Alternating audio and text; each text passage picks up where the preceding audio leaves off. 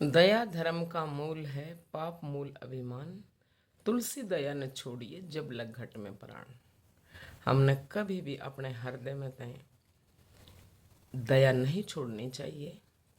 आज एक ऐसी ही कथा है जो कि पूरी दया पर निर्भर करे है, और अपने माता पिता के ऊपर से तो दया कभी भी नहीं छोड़नी चाहिए।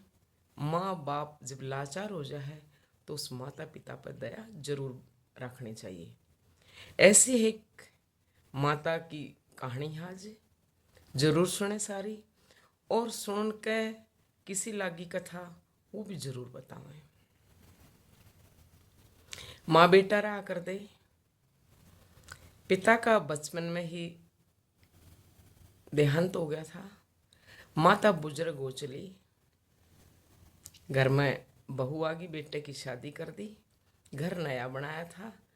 टाइम निकलता गया, बच्चे हो गए, बेटे के पोता पोती हो गई, यानी कि बूढ़ी माँ के पोता पोती होने के बाद जब माँ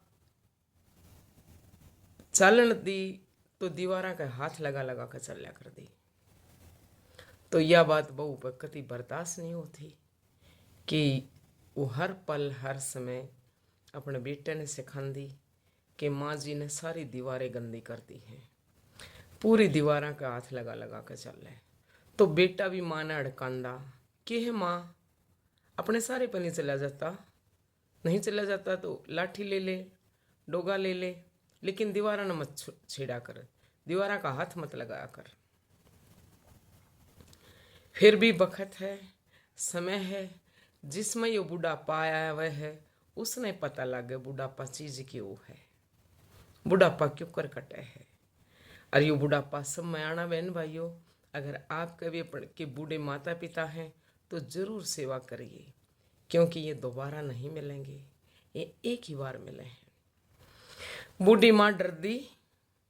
एक दिन ऐसे उसको बहुत लाचार होगी, बहुत दुखी हो रही, ऐसे घुटने पर तेल की मालिश करी माँ ने, और जैसे ही बाहर जाने लगी बाथरूम निवृत्ति के लिए तो हाथ बेंत पर लग गया।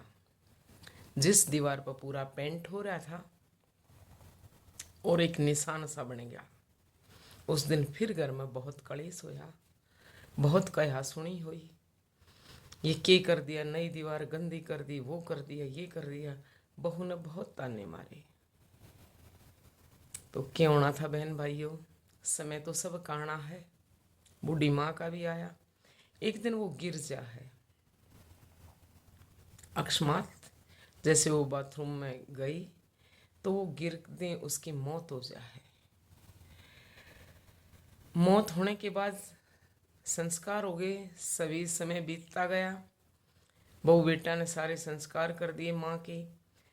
5-6 साल हो गए तो घर में दोबारा तय रोगन पेंट का समय आया। पेंट करवाने लगे। जो पोता छोटा सा था 10 साल का, वो 16 साल का हो गया, बूढ़ी माँ का।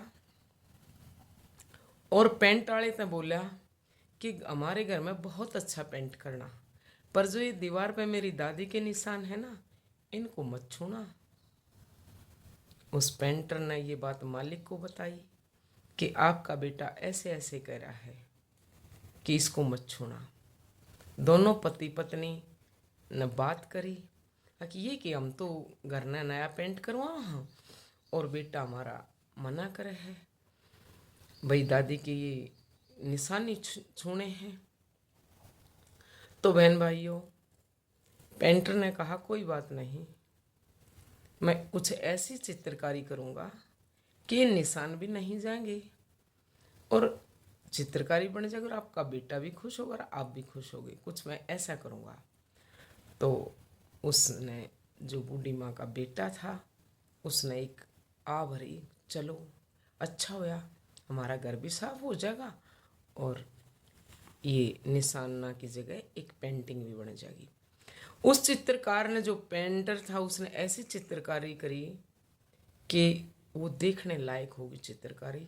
जैसे वो बुढ़िया की उंगलियों के निशान थे, वो चित्रकारी देखने की जैसी होगी। जो भी कोई आवे घर ने देखा है कि ये की चित्रकारी, ये तो बहुत अच्छी लग है, ये की चित्रकारी, ये बहुत अच्छी लग है।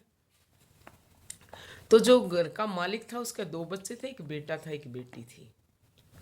बेटी बेटे से छोटी थी।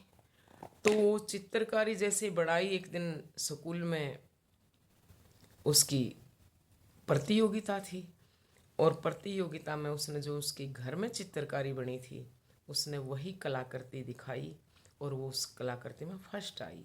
और उसने अपने पापा से आने के कहा कि देखो पापा, ये जो चित्रकारी हमारे घर में बनी है ना, ये मैंने स्कूल में भी करी, और देखो इसमें मैंने फर्स्ट अवार्ड मिला है। पिता बहुत खुश होया, लेकिन उसकी आत्मा रोई भी, बहुत रोया कि इन दीवारा की निशानत ने हाथ लगा दी। मैं अपनी माँ ने कितना गुस्सा होंदा, कितना क्रोध करदा, और आज मेरी माँ मर गई और ऐसी चित्रकारी छोड़ गई जिसमें मेरी बेटी फर्स्ट आई है। तो बहन भाइयों, बूढ़ा सब ने होना है। समय आया, वो मालिक जो घर का बन गया था वो भी बूढ़ा होया, और ऐसे ही कांपता कांपता हा चलने लग गया अपनी चारपाई से उठ के। तो उस बेटे ने कहा, जो बूढ़ी माँ का पोता था वो और जवान हो जाता ही इतने समय के बाद, जब वो पिता बूढ़ा हो है, तो उसने कहा कि पिताजी आप ऐसे कैसे चल रहे हो, आप तो गिर जाओगे, दीवार का सहारा लेकर चलो। तो उस पिता ने जवाब दिया, नहीं, इस दीवार का हाथ ला कर जब मेरी माँ चल्या कर दी तो मैं अपनी माँ पर कितना गुस्सा होया करदा। नहीं, इस मन अपनी माँ खोई है, दीवार को मैं कभी नहीं छूऊंगा। तो उसके मन में एक पश्चाताप था। इतने में बेटी आ है, पिता आप मेरा कंधे का सहारा लेकर चलिए।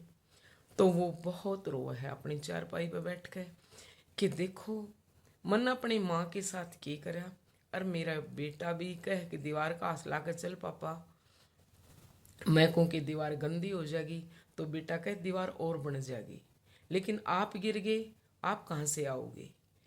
वो जो बूढ़ा बुजुर्ग आदमी हो वो सोचा कि मेरी माँ भी तो बूढ़ी औरत थी, ये काश मैंने क्यों नहीं सोचा।